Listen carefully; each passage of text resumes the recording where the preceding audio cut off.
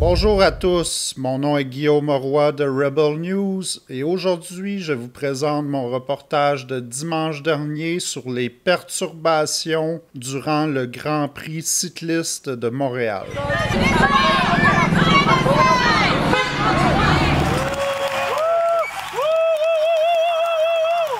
Dimanche dernier s'est déroulé le Grand Prix cycliste de Montréal. Cet événement attire chaque année l'élite mondiale du cyclisme. Grâce à ce titre prestigieux, les 18 World Teams étaient présentes, composées des plus grands coureurs de la planète.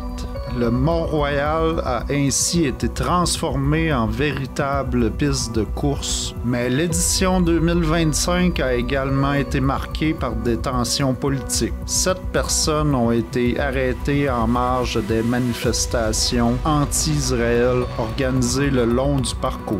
Selon le SPVM, les motifs d'arrestation concernaient principalement l'entrave au travail des policiers, des voies de fait envers les forces de l'ordre et des voies de fait simples. Environ 200 manifestants s'étaient regroupés pour dénoncer la participation de l'équipe Israel Première Tech.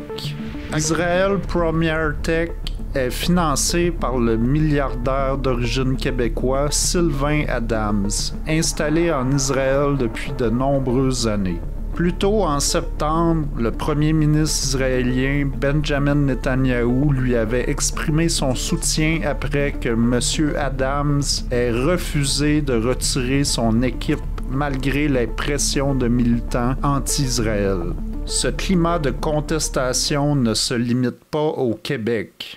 En Espagne, la dernière étape de la Volta a España a été interrompue après une mobilisation anti-Israël, envahissement de la route, jet de barrières sur la police et une tentative d'arrêter les coureurs. Face à une foule incontrôlable, la police espagnole a mis fin à la course.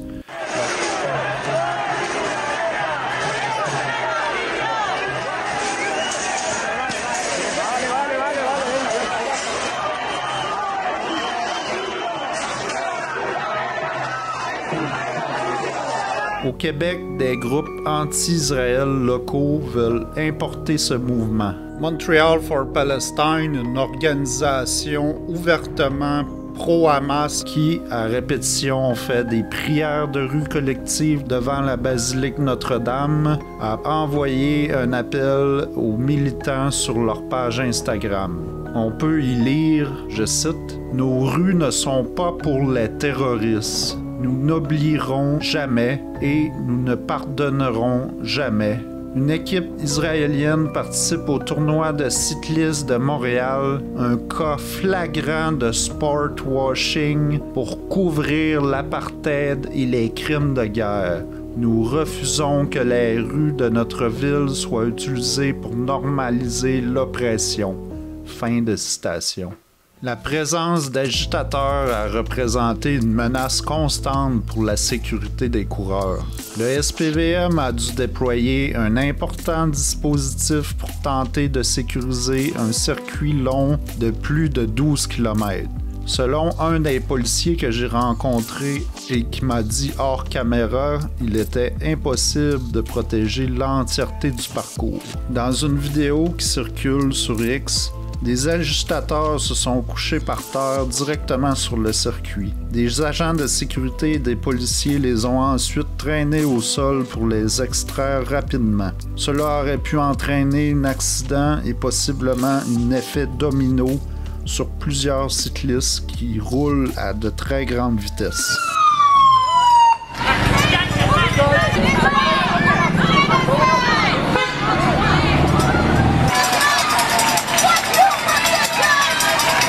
Donc, je me suis rendu sur place pour être témoin de la tournure des événements et surtout pour rapporter des images des perturbations lors de cette journée.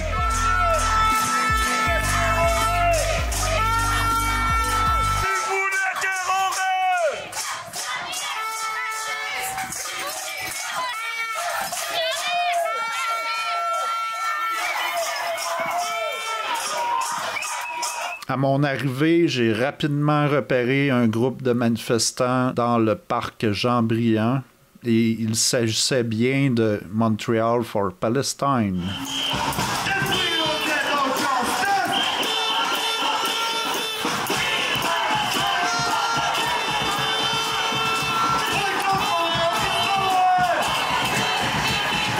Peu de temps après mon arrivée, un des participants a eu une interaction avec un policier qui lui faisait signe de rejoindre le reste du groupe. L'homme tenant un grand drapeau a refusé les ordres et cela a vite dégénéré. L'homme a ensuite été arrêté sous les cris de manifestants mécontents.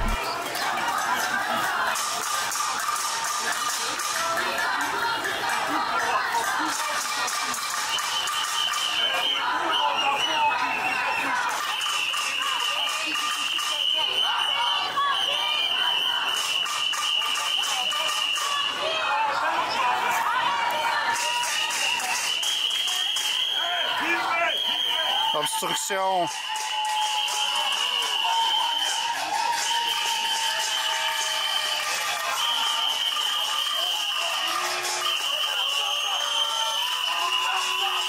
Il est chanceux de ne pas avoir les menottes dans le dos déjà. Entrave.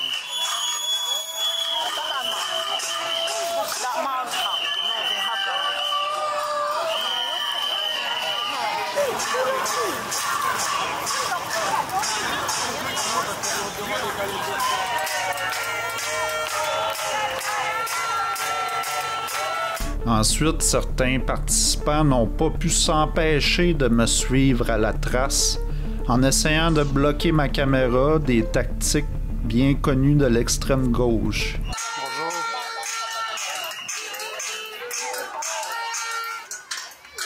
Ok, Guillaume, bonjour. C'est bon? Bonjour. Est-ce que vous aimez? C'est bon? C'est bien? C'est vous qui venez vers moi. Merci, merci. Allez-y, allez-y. Regarde, allez-y.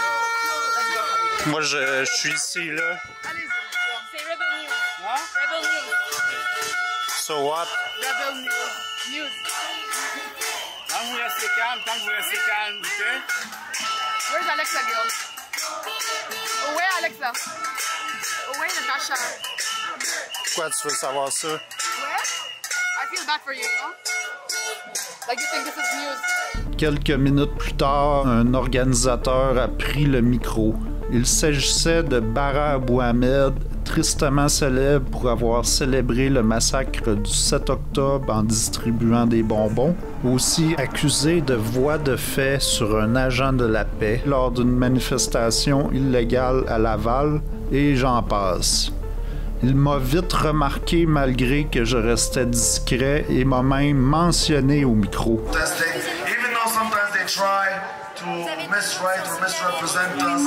Big shout out to Guillaume on the other side of the street. We see you there, brother. We know that we know all the bullshit you spew, and we see the racism. But despite that, we appreciate the exposure. Keep doing what you're doing.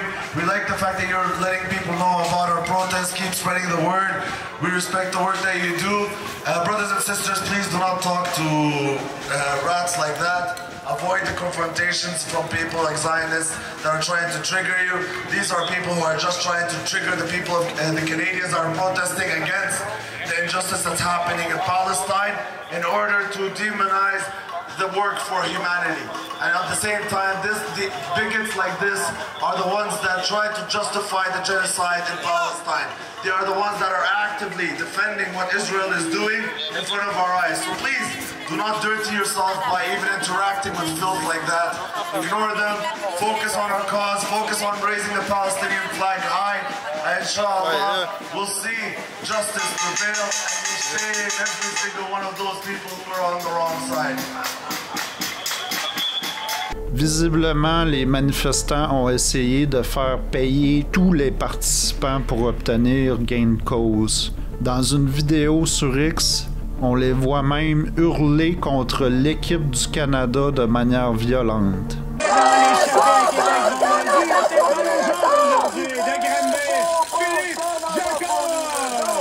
Donc, ces manifestations qui sont hautement politiques, qui importent les conflits du Moyen-Orient, ont-elles vraiment leur place dans une compétition sportive internationale? Surtout lorsque les manifestations sont non pacifiques et mettent en danger la sécurité des coureurs et des spectateurs. Les cyclistes de l'équipe Israël Première sont des sportifs qui ne sont pas responsables des décisions de Netanyahou ni des choix géopolitiques. Aucun d'entre eux est d'origine israélienne et ne devrait être tenu responsable d'un conflit qui les dépasse. Donc j'espère que vous avez apprécié mon reportage. C'était Guillaume pour Rebel News. Si, comme nous, vous croyez que des individus non citoyens permanents ou détenteurs de visas temporaires qui commettent des crimes ou tiennent des discours haineux et antisémites devraient être déportés, rendez-vous sur deporthamas.com et signez la pétition. Merci.